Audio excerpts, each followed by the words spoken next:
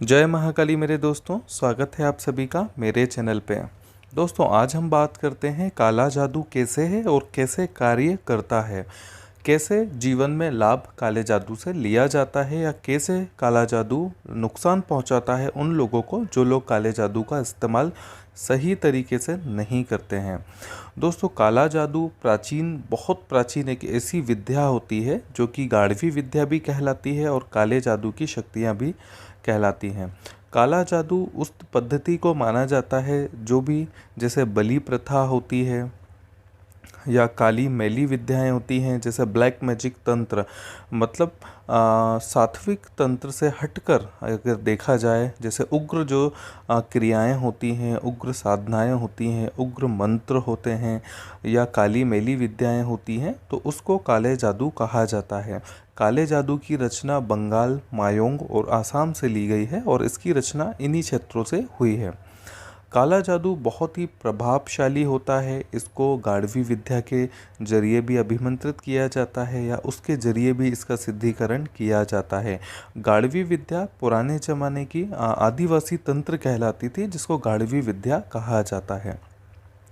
गाढ़वी विद्या में 16 तरह की विद्याएं होती थीं, जो भी किसी भी चीज़ पे जैसे किसी का उतारा करके गाड़ा जाता था ज़मीन में, तो उस व्यक्ति को कितनी भी गंभीर बीमारी है वो सही हो जाता था। इस प्रकार की और भी 15 अलग अलग तरह की विधियां होती हैं, लेकिन आज गाढ़वी विद्या के बारे में हम बात नहीं कर रहे हैं। हम काले जादू के बारे में बात कर रहे हैं कि काला जादू कैसे जल्दी फ़ायदा पहुँचाता है। दोस्तों, इस रिचुअल में, मतलब काले जादू के अभिक्रम में, तांत्रिकी क्रिया में इस्तेमाल किया जाता है बलि को। जैसे मुर्गे की बलि हुई, किसी पशु पक्षी या चिड़िया की बलि हुई, तो ऐसे बहुत सारी जो विद्याएं होती हैं, देवी होती हैं, दिव्य शक्तियां होती हैं, जैसे मान के चलिए कि किसी भी प्रकार से आपने आत्मा की सिद्धि कर रखी है और उस आत्मा को भोग में आप किसी भी पशु या पक्षी की बलि देते हैं। जब आप बलि देते हैं तो बदले में वो खुश होकर आपका कार्य करता है, या उसको मंत्रों से खुश किया जाता है, आहुति देकर खुश किया जाता है, होम हवन काली विद्या से करके, मंत्र जाप करके उस व्यक्ति को, उस आत्मा को एनर्जाइट किया जाता है, उस आत्मा का आवाहन किया जाता है, उस आत्मा को बुलाया जाता है, उस आत्मा को प्रोत्साहित किया जाता है कार्य करने के लिए। तो ऐसे कार्य लिया जाता है काले जादू में आत्माओं से। दोस्तों, आत्माएं बहुत प्रकार की हमारे आसपास वातावरण में, एटमॉस्फेयर में, आपके इर्द गिर्द, हमारे इर्द गिर्द बहुत सारी आत्माएं भटकती हैं, घूमती हैं। इन्हीं आत्माओं को तांत्रिक अपने वश में करके कार्य करता है। पिशाचनी, चुड़ैल साधना या किसी भी प्रकार की भूतनी साधना, मंगला चमारण साधना, गाढ़वी साधना, इन सब साधनाओं को सिद्ध करके महाशक्तिशाली आत्माओं को वश में किया जाता है। उन आत्माओं को भोग, मंत्र, जाप और हवन का प्रोत्साह करके इनको एनर्जाइट किया जाता है और इनसे कार्य लिए जाते हैं। इस प्रकार के कार्य लोगों को नुकसान पहुंचाने का कार्य करते हैं। मान के चलिए किसी व्यक्ति को वश में करना है या किसी व्यक्ति को बहुत बीमार करना है, प्रेमी या प्रेमिका को आपस में जोड़ना है या उनके बीच में दरार पैदा करनी है, तो इस प्रकार के सभी कार्य काला जादू बहुत तेज़ी से और तीव्र तरह से करता है। दोस्तों, काले जादू की शक्तियों से धन प्राप्ति या गड़ा हुआ धन प्राप्ति, जुआ सट्टे में लाभ, इस प्रकार की सभी क्रियाएं की जा सकती हैं। काला जादू इन सब चीज़ों में बहुत तीव्र तरह से कार्य करता है, जिससे लोगों को फ़ायदा मिलता है। लेकिन इसकी सबसे खतरनाक जो विद्याएं होती हैं वो मारण कर्म की विद्याएं होती हैं। इसी विद्याओं से दूर रहना चाहिए। कभी भी किसी व्यक्ति को आप बीमार ना करें, उसको मारें ना, क्योंकि काला जादू का जब पलट होता है, जब काले जादू की सीमाएं चरम ख़त्म हो जाती हैं, तब उस व्यक्ति को शिकार बनाती हैं ये चीज़ें, जो व्यक्ति इन सब चीज़ों को करवाता है। मान के चलिए कि आपने किसी व्यक्ति को बहुत बीमार करवाया है, तो हो सकता है कि आपके साथ भी ये चीज़ें आपको फेस करना पड़े और इस प्रकार से आपको किसी भी प्रकार का दोष तो आपको लगेगा ही, लेकिन अगर जब क्रियाएं खराब होती हैं या उल्टी होती हैं तो आपको भी नुकसान पहुंच सकता है। ध्यान रखिए कि बहुत सारे लोग पिशाचिनी की सिद्धियां करना चाहते हैं या बड़ी बड़ी सिद्धियां खुद करना चाहते हैं, तो ये बहुत ही अच्छे गुरु के मार्गदर्शन में ही इस प्रकार की सिद्धियां करें, क्योंकि ये वामवर्गीय सिद्धियां होती हैं और इन सिद्धियों में खतरा होता है। लेकिन अगर सही तरह से हो जाती हैं तो लाभ भी बहुत ज़्यादा होता है।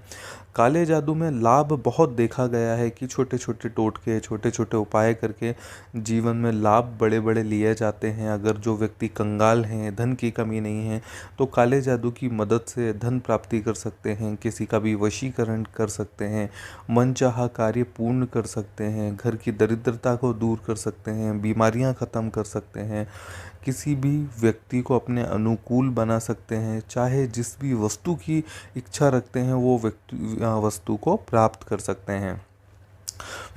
तो काला जादू बहुत तीव्र होता है, शक्तिशाली होता है। सही तरह से धैर्य रख के अगर इसका इस्तेमाल करेंगे तो जीवन में आपको बहुत अच्छे लाभ देखने मिलेंगे। काले जादू की रचना इसलिए की गई थी क्योंकि कम समय में अच्छी आपको बेनिफिट मिले, अच्छे लाभ मिले, जल्दी लाभ मिले। तो ये एक सक्सेसफुल विधियाँ होती हैं जो कि गोपनीय होती हैं, लेकिन अगर आप करवाते हैं या करते हैं तो इसका बेनिफिट सही तरह से आपको मिलता है। एक अच्छा तांत्रिक, सही विद्या करने वाला व्यक्ति काले जादू की कोई भी विद्या करेगा तो वो फेल नहीं होती है, चाहे किसी भी प्रकार की विद्या हो। विद्याओं में सबसे आगे रहने वाली, सबसे प्रथम नंबर पर काले जादू की विद्याएं आती हैं। काले जादू में पुतला, वशीकरण, मारण, सम्मोहन, उच्चाटन, गार्डविंग, ये सभी प्रकार की साधनाएं होती हैं जो कि बहुत बखूबी तीव्र होती हैं और अच्छी तरह से कार्य करती हैं। दोस्तों, काले जादू का प्रयोग मोहिनी सिद्धिकरण में भी किया जाता है। मोहिनी जो जड़ी आती है या अतर होता है या कपड़ा होता है या पुतला होता है, उसको मोहिनी शक्तियों से सिद्ध किया जाता है। मोहिनी की भी कुछ जो ब्रांच होती हैं, कुछ मंत्र एनर्जाइट किए जाते हैं, ये भी काले जादू की शक्तियों से ही किए जाते हैं। काला जादू बहुत कम समय में लोगों को धनवान बना सकता है, शक्तिशाली बना सकता है, आकर्षण बना सकता है, वशीकरण कर सकता है, चाहे किसी भी प्रकार की आपकी समस्याएं उसको दूर कर सकता है। इसमें ये भी देखे गए हैं कि कायाकल्प जो यंत्र होते हैं वो भी काले जादू की शक्तियों से बनाए जाते हैं। अगर आपकी काया जीवन भर ईश्वर ने खराब लिखी है, कुंडली खराब है, तो ऐसी परिस्थिति में किसी दूसरे की किस्मत भी आप अपनी किस्मत में रच सकते हैं। मतलब किसी दूसरे का भाग्य को आप अपने भाग्य के साथ जोड़कर लाभ ले सकते हैं। ऐसी बहुत सारी अलग अलग प्रकार की साधनाएं होती हैं, सिद्धियां होती हैं, तंत्र होता है जिसमें लाभ लिया जा सकता है। एक चीज़ और मैं बताता हूँ दोस्तों, काले जादू के अलावा बहुत सारे तरह के सात्विक तंत्र होते हैं। तांत्रिक यदि सही विधि से तंत्र करेगा तो उसका तंत्र कभी भी फेल नहीं होता है। तंत्र तभी कराएं जब बहुत ज़्यादा ज़रूरत हो, आपको वैसी परिस्थिति बन चुकी है कि मुझे अब तंत्र कराने की ज़रूरत है और मुझे तंत्र से ही लाभ मिलेगा, तभी आप तंत्र कराएं।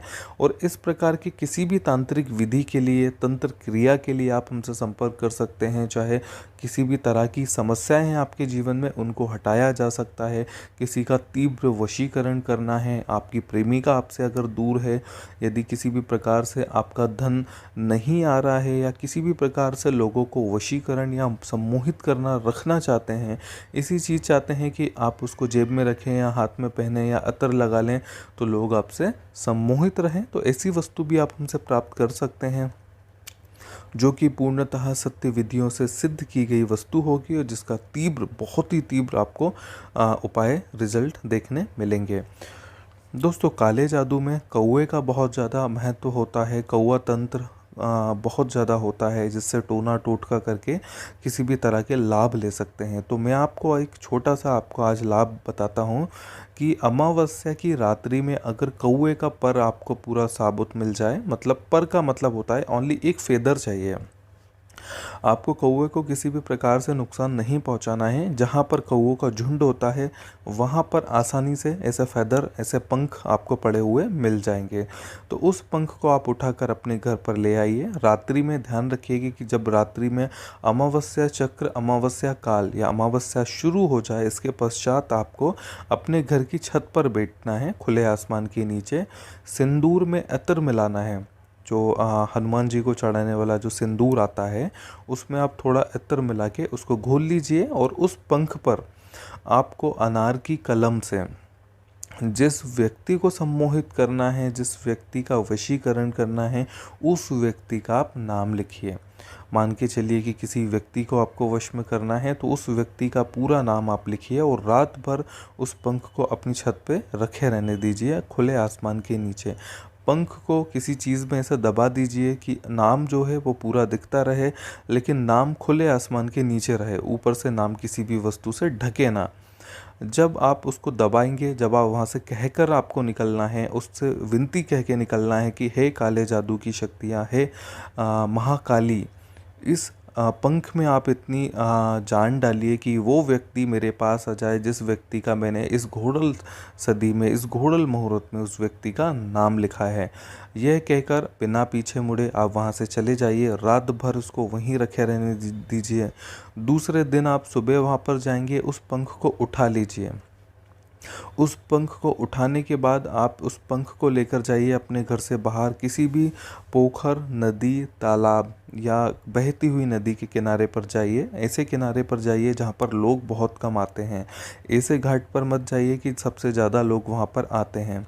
उस पंख को आप 1 फीट कम से कम गड्ढा खोदिए तालाब के किनारे पर। ऐसा गड्ढा खोदिए कि बहुत लंबे समय तक वो पंख वहाँ से हटे ना, हिले ना या ख़राब ना हो, या किसी भी प्रकार से वहाँ पे खुदाई ना हो, ताकि वो पंख वहाँ से हट जाए या खुले आसमान में वापस आ जाए।